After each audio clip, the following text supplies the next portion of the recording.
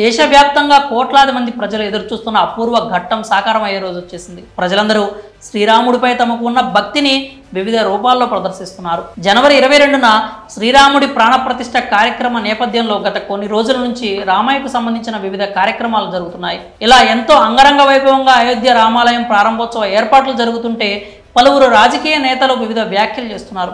అయోధ్యలో రామమందిర ప్రాణప్రతిష్ఠ వేడుకకు ముందు ఎంఐఎం పార్టీ అధ్యక్షుడు హైదరాబాద్ ఎంపీ అసదుద్దీన్ ఓవైసీ కీలక వ్యాఖ్యలు చేశారు. బాబ్రీ మసీదును ముస్లింల నుంచి ఓ క్రమ పద్ధతిలో తీసుకున్నారని ఆయన తెలిపారు. శనివారం కర్ణాటక రాష్ట్రంలోని కలబుర్గిలో మీడియాతో మాట్లాడిన ఆయన ఈ వ్యాఖ్యలు చేశారు.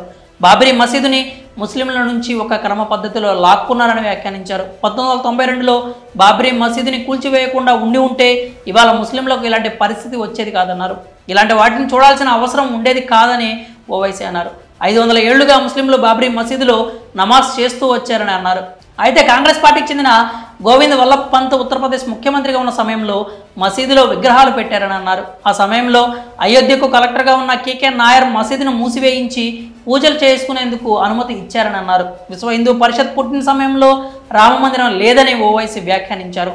రామమందిరం గురించి మహాత్మా గాంధీ ఏనాడు ప్రస్తావించలేదని, ఒక క్రమ పద్ధతిలో భారత ముస్లింల నుంచి మసీదును లాక్కున్నారంటూ ఆరోపించారు. ప్రతిపక్ష పార్టీలు ముఖ్యంగా ఆమ్ ఆద్మీ పార్టీ మైనారిటీల గురించి మాట్లాడటం లేదని, వారంతా మెజారిటీ వర్గాలను సంతోషపెట్టే పనిలోనే నిమగ్నమై ఉన్నారని అన్నారు.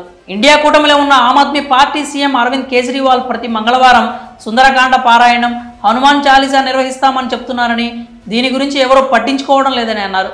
వీళ్ళంతా మెజారిటీ వర్గాల ఓట్లే లక్ష్యంగా పనిచేస్తున్నారంటూ అసదుద్దీన్ ఓవైసీ అసంతృప్తి వ్యక్తం చేశారు. మరి ఒక క్రమ పద్ధతిలో మసీదును లాక్కున్నారంటూ ఓవైసీ చేసిన వ్యాఖ్యలపై మీ అభిప్రాయాలు ఏంటో కామెంట్స్ రూపంలో తెలియజేయండి.